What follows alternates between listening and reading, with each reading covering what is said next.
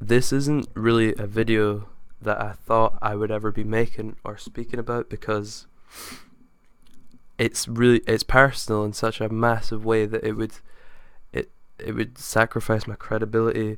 It could sacrifice a lot even talking about it, and it's scary to talk about it. I don't even know how to start, but it's been such a huge part of my life, and I don't see why there would be a need to not talk about it, even if it's what most people wouldn't understand it. I feel like it's really important to talk about, and that's the fact that, let me think how to even say.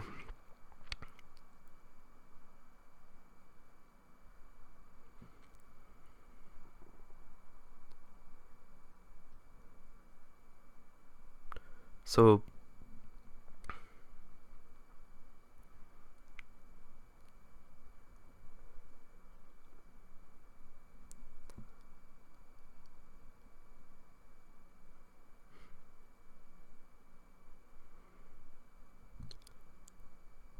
the fact is, I'm really not sure how to say this, because I'm always within this head prison that I did to myself, but it's really hard to come out. Even when I'm by myself, I struggle to reach out and sort of, you know, say what I actually feel inside. So I'm gonna try my best, even though it's really not what I'm trying to say. So basically, what it is that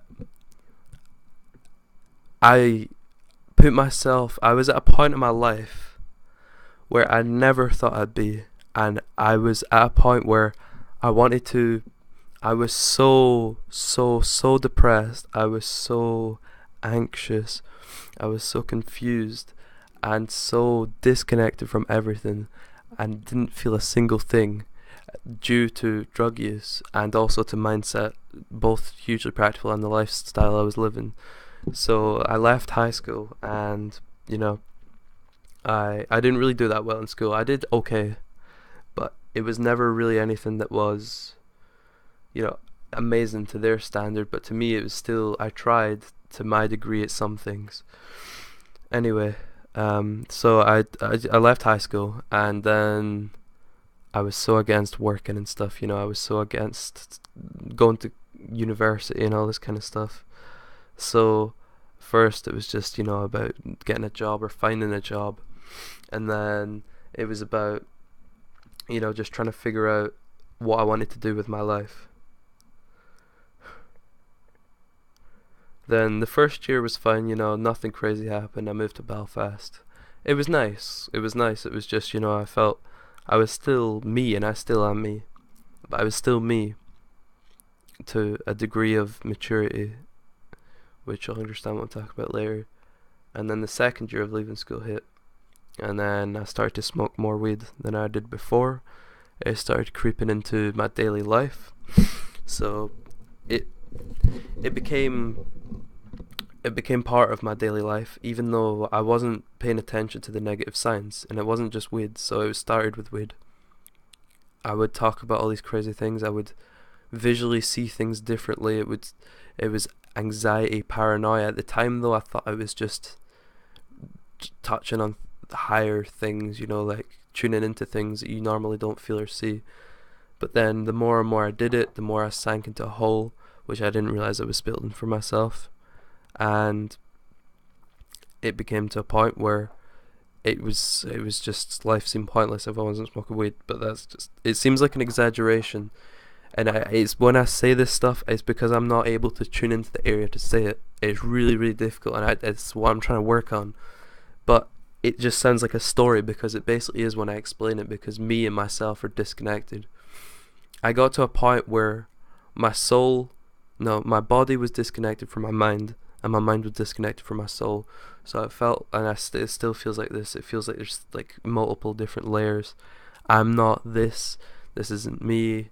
I'm not, but it is me. I just can't connect properly because I don't allow myself to. So I kept smoking weed, and I definitely had some mind opening stuff that I'm glad that happened in my life, for sure. I'm not giving weed a negative thing. It's also probably not just weed, probably mixed with stuff, but that doesn't really matter. That's not the point. So I kept smoking, um, And turn around to the start of 2016, I was still very confused. I still hadn't. So I left school in, let me think, 2015. Left school in 2015. So the start of 2016, I was still smoking weed. Not that often, but it was part of my life. And then things like ecstasy came around, and then that's when things really started to go downhill. But I was unaware and didn't even link up those things together. So it became something that we'd do every month at least. And it felt like it was me when I was on it or when I was doing it. It felt like I was doing exactly what I wanted with myself. When I was on it, I felt like I was pure.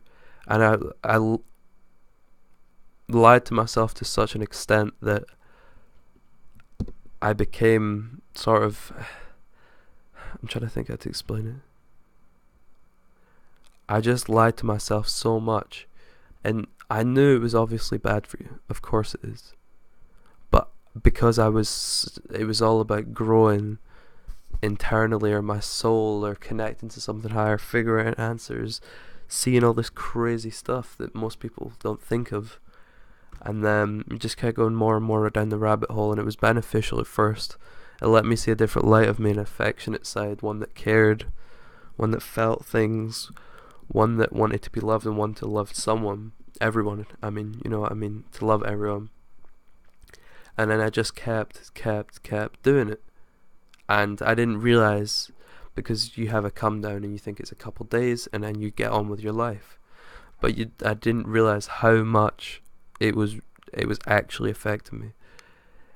And I'm trying to think how many months, like 8 months, 9 months, 10. It was a year of doing it. And it wasn't, I'm not like I'm talking about every weekend, but everyone's different. I was doing it once a month. And it wasn't like it was nice stuff. It was just pills, you know, just stuff that you could get from off anyone. I wouldn't do complete crap, but you know, I still did. And I had experiences when I was taking multiple pills, and my vision was changing. I was tripping. I was feeling energies like crazy, and I thought it was some psychedelic state and some, you know, like some consciousness state or something. And in some ways it is, but it's not true. It's just I was just tripping, and I was feeling people's energies and every single emotion that people were feeling when I was looking at them. It's just like I was feeling their emotion for them and taking it on for them, and they weren't even thinking about it, if you know what I mean. So that became what I wanted. I wanted to feel everything. Not just me being ecstatic and happy. I wanted to dive deep into human emotion and dive deep into what people were thinking and feeling.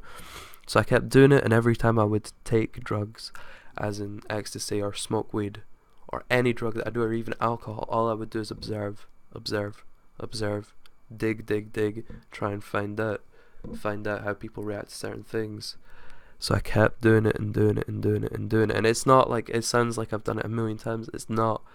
But it was enough for me to just completely, I became disconnected from myself. Even though it's not something that I would say people should do, it was still something I enjoyed. I stopped playing games on Skype with friends online, and they stopped doing the same thing. We stopped meeting up and just hanging out and doing things. It was all about getting high or getting fucked up, or, you know, if it didn't involve that, it was pointless, basically. So then we kept doing that. Or I kept doing that. I don't want to drag anyone into it. And it just became a deeper and deeper rabbit hole of drugs to express yourself, because it got to the point where even with friends we couldn't express ourselves without them, which is just so sad. And I just really wish they never came to that, because it was good before, and it still is, but that step wasn't needed. And it did, for me personally, I don't know about anyone else, it just did so much damage to me that way. the outside world didn't matter. Those were people in the system. Those were people who were doing stupid shit with their life that meant nothing. But then at the same time, I wasn't looking at myself and thinking, I'm doing that exact stupid same shit as well. I'm doing nothing. I'm just taking drugs and or just thinking about shit that doesn't matter, like conspiracy theories and stuff. Like, of course they exist. Of course there's things that are hidden from people, but you shouldn't revolve your whole life around it, because that means your life is not, you don't live. All you do is you don't live in that state. All you're doing is just watching. You watch a movie. Life is not, you're not taking part, you're just watching it and judging every second.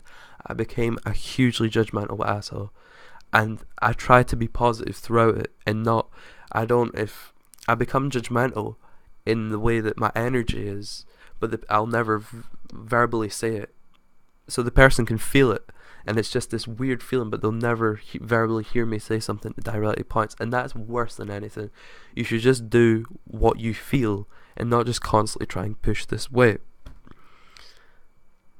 So it's a mess. It was a mess. And then when it was all over and I realized how bad it was for me, I left that whole scenario. I moved back in with my parents, and I wanted to get my life back on track. And then I'd had a month of just going out and working and doing things, getting up, having a routine again. And then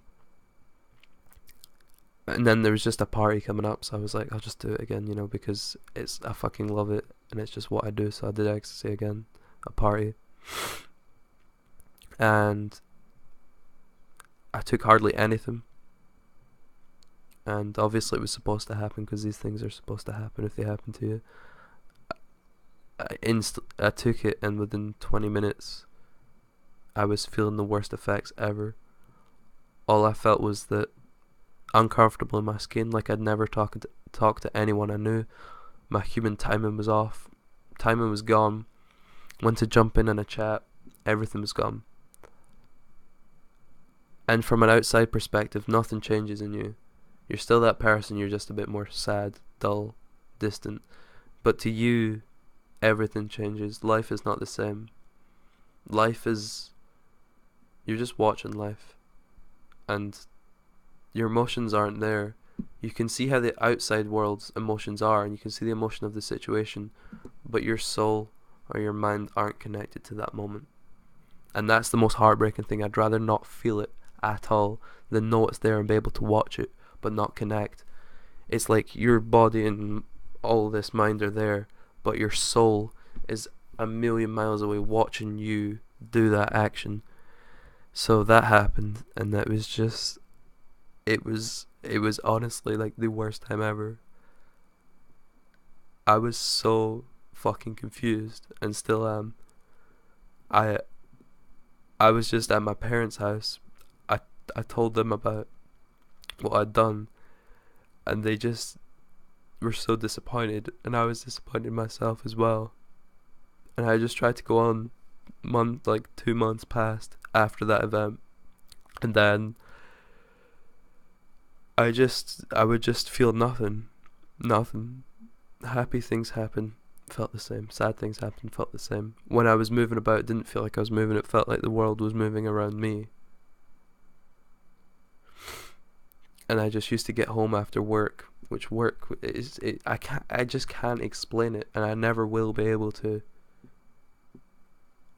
And I'd come home from work and just sit in my room, sit on my chair. My mum would come in or something. I would tell them that things were fine, things were moving along. Oh, I've built a bit back up. Oh, I'm a bit more connected today. And that might be true in every day still. It was the start of this year, February, January time. So it's nearly a year ago this happened. And I'm sure it still has a couple more years until I get somewhat back there. But I would just sit in my room and feel nothing. I would just be like, I don't want to do a single thing. There's nothing in the world that I can imagine I'd want to do, because I'm not connected to it. And then there was just this one night, I remember clearly, And I've told people about this or friends, but I can never explain it, and I still can't. Even just now, it's just not. I can't get the words out, or it can't. There's still something. There's a huge part of me caring about what I'm saying, so I'm not able to say it. But I was just in my room, feeling nothing, and this was, I don't know how many, like 2 months or whatever. So that's a lot of days. That's 60 days, so 60 something days of feeling nothing. Nothing's worth it. Nothing's good. Just sitting on my chair in my room on my computer, and I was just like, what the fuck am I doing? It's like, I'm not feeling anything, and I felt like I was never going to feel anything again. I thought that was it, because you see so many drug stories, and people are just fucked forever. So then, in my head, I actually started planning out how I was gonna kill myself. So, I got to such a point where I was gonna try and make a video like this, I guess, but not like this, because, you know what I mean, like, explain what was going on, because I still can't, and I never will, and no one will understand unless they've been there, or know someone has been there and experienced it. It's just so unexplainable. And I just remember having my camera in my hand, thinking about how I was going to film me talking about how I feel and how I fucked my life, and how nothing was ever going to be the same again.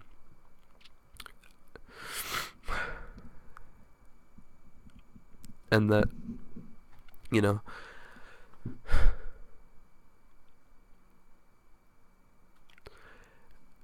and I could just I was just fully imagining. I can still imagine the exact angle and view I was going to take the video, and exactly what I was going to talk about. And it's so fucking horrible. It's so fucking horrible, and no one actually knows. And they don't need to, because it does. I can't even explain things because I'm still in this prison. I can't get out. I can't exchange the world. It's getting better for sure, and I want to live. I want to experience life, and I want to do things. And I know it's gonna take time and effort, but I want it to come. But just the feeling of having that there, that life, that you were willing to take it, and you were willing to put the effort in to make the last things of your history forever. If you've not once you experience that, it changes everything. And I'm not meaning in a good way. It doesn't mean when you come back you're just like, whoa, the world is beautiful, which it is, but it just changes it, because you realize how fragile it is, and whenever you can lose it. And I still have a fear of death so much. I still fear death on a regular basis. Every day I'm thinking about if I could die, or not if I could die. It's not if I could die. It's what if I die? What have I even done? I want to be something great, and I know I can be, and I know I am. But I'm just not doing it, and it just crushes my soul greatly, like so much. But this is just something I never really thought I'd talk about, and I don't know how it's turned out. And I don't want it to seem doom and gloom, because the point in this is that I've come so far. I've come so fucking far. Doing what I'm doing right now, I never thought would ever be possible again, and I swear, I mean that honestly. I never thought I would be able to do this again. At one point in my life, I thought that I would never be able to do this again. And my new job, I've made so many new friends, I've met so many new people, I've communicated, I've exchanged, I've learned so much, and I've become so thankful for it. It's amazing, and I'm so excited for my 20s. Like, I'm in 20 now, but I'm so excited for just the rest of life, really. And I just want to learn my craft, I just want to create, I want to share experiences, and I just want to love people, and to just have a fucking good time, and just not give a shit, because in the end, why does it matter? I'm gonna just thank Andy for saying what he said to me tonight, because we were talking about things like this, and I told him about, he's a guy from my work that I've met, I told him about this experience that I had, and this stuff, and that sort of getting to that point, and he was just so comforting and reassuring that gave me the confidence to do this, because I think without that I would have just been so scared to do this, because I care about what people think about me so greatly. Even on the outside it might not seem like that. Everything's based around that. It's just I live in a mindset of fear, and it made me realize that I'm here and I managed to get this far, and I did it. I did it, and I'm here. So what does it matter? I need to share the experience, because even if it only helps one person in the whole world, if I had that one thing when I was by myself, it would have just meant so fucking much. I never did find anything online that exactly summed up how I felt, but I'm making this now. So I don't know how, if I'm gonna edit this, how I'm gonna edit it or cut it up, but thank you for listening to me, and I hope that